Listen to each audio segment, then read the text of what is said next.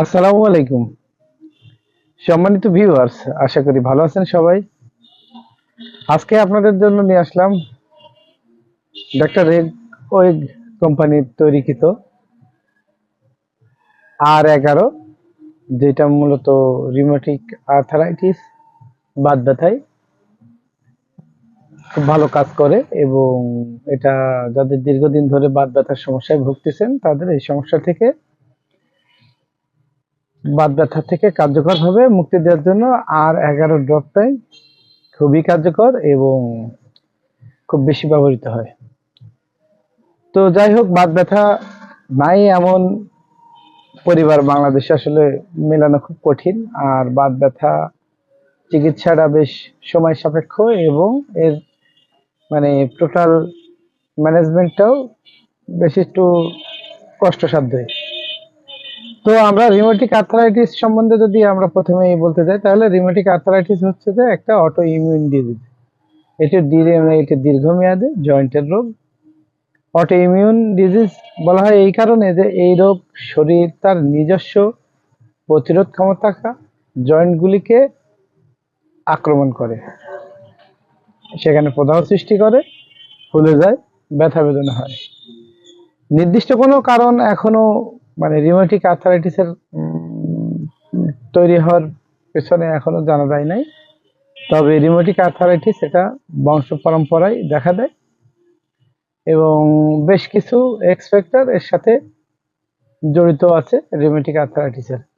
আর এটা দিনে দিনে বাড়তে থাকে, আস্তে আস্তে তীব্রতা এত বেড়ে যায় যে একটা সময় শরীরের সব গুরুত্বপূর্ণ জয়েন্টগুলোকে এগুলো নষ্ট করে দেয়, ভেঙে দেয়, যার কারণে রোগী অত্যন্ত যন্ত্রণা, তীব্র বেদনা ও অস্বস্তি নিয়ে এবং চরম কষ্টে দিনাতিপাত করে।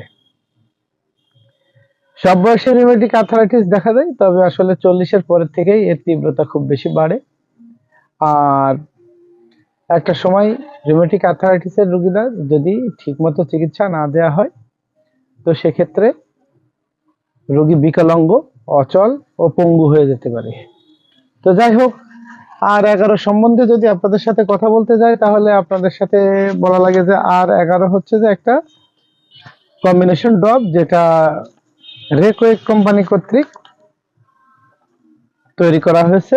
আর এটা হচ্ছে যে পুরাতন মাংসপেশির ব্যথা, কোমরের ব্যথা, বাতের প্রবণতা, ভিজে যাওয়া, আঘাত পাওয়া, মস্কানো, অতিরিক্ত কাজের কঠিন চাপের কারণে সৃষ্ট বাত বেদনা, তারপরে যে কোনো অজানা কারণে মাংসপেশির সমস্যা, মাংসপেশি ক্রাম্প হওয়া, বেদনা হওয়া, হাড়ের দ্রুত বৃদ্ধি, ভিজা স্বেচ্ছাতা আবহাওয়াতে থাকার কারণে সৃষ্ট বাত ব্যথা, ঠান্ডা আসনে বসা এবং ঘাম চাপা তেলে দেওয়ার ফলে সৃষ্ট মাংসপেশির ব্যথা, এছাড়া সাইটিকা, তারপরে মেরুদণ্ডের মধ্যবর্তী অংশে বাতজনিত ব্যথা, সেক্রাম ও হিপ বোনের ইলিয়ামের অংশে বাতের ব্যথা।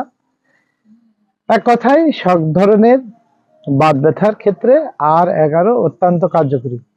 তো এটাতে যে উপাদানগুলো ব্যবহার করা হয়েছে তার ভিতরে আছে, প্রথমে আছে বারবারিস, হঠাৎ করে কোমরের পিছনে তীব্র ও অনির্ধারিত ব্যথা, অ্যাসিডযুক্ত, সাথে থাকবে হচ্ছে যে অ্যাসিডযুক্ত প্রস্রাবের সমস্যা এবং পাথরি রোগীর ক্ষেত্রে ওটা কাজ করে।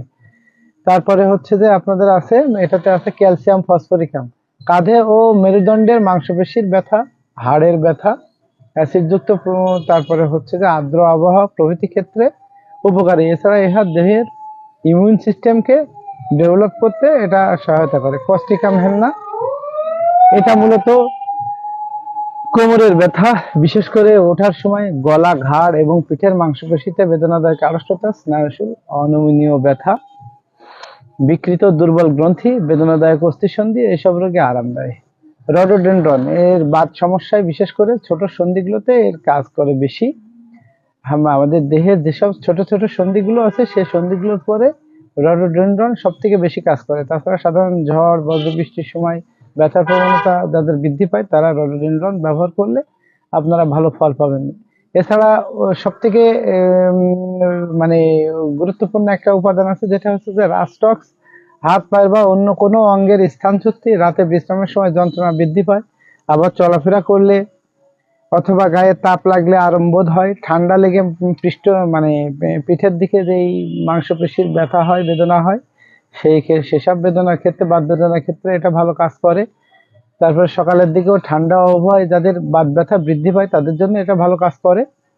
তাছাড়া এটা হলো স্নায়ুবিক দুর্বলতা বা স্নায়ুর যেই পেন গুলো আছে, নার্ভাইন যে পেন গুলো আছে, নার্ভাইন পেনের ক্ষেত্রে রাস্টক্স চমৎকার কাজ করে।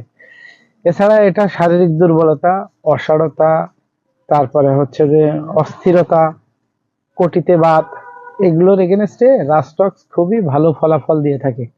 তো সেবন বিধিটা আমি বলে দিচ্ছি। সেবন বিধি যদি রোগের তীব্রতা অনুসারে দিনে 10 থেকে 15 ফোঁটা, দিনে 2 থেকে 3 বার, বা যদি তীব্রতা বেড়ে যায় সেক্ষেত্রে আপনারা 4 বারও খাইতে পারেন পানি সহ খাওয়ার আগে।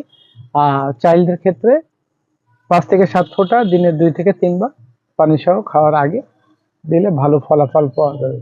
তো এটা জার্মানির সিল প্যাক ফাইলে পাওয়া যায় 22 ml, এবং এটা বাংলাদেশের যে কোনো ভালো হোমিও ফার্মেসিতে আপনারা এটা মোটামুটি পেয়ে যাবেন।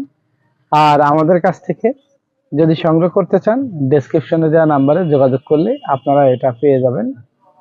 আর এই সংক্রান্ত যে কোনো পরামর্শের প্রয়োজন হইলে আপনারা আমাদের সাথে যোগাযোগ করতে পারেন, ডেসক্রিপশনে নাম্বার দেওয়া আছে। আর ঘরে বসে ওষুধ পাইতে চাইলে আপনারা ফোন করতে পারেন। আর আমাদের এই আলোচনা যদি আপনাদের ভালো লেগে থাকে বা আপনাদের কোনো উপকারে আসে, তাহলে আমাদের এই পরিশ্রমকে সার্থক মনে করব। যারা ইউটিউবে দেখছেন তারা দয়া করে চ্যানেলটিকে সাবস্ক্রাইব করে রাখবেন। পরবর্তী এই ধরনের আপডেট পেতে বেল বাটনটাও চাপ দিয়ে দেবেন। তো যাই হোক, ধন্যবাদ। আপনাদের বাত ব্যথা থেকে আপনারা ভালো থাকেন। বাত ব্যথার ম্যানেজমেন্টের সম্বন্ধে আরেকদিন বলবো। আপনারা এটা ফলো করলেই আশা করা যায় যে বাত ব্যথার হাত থেকে আপনারা মুক্ত থাকবেন। তো ধন্যবাদ। আসসালামু আলাইকুম।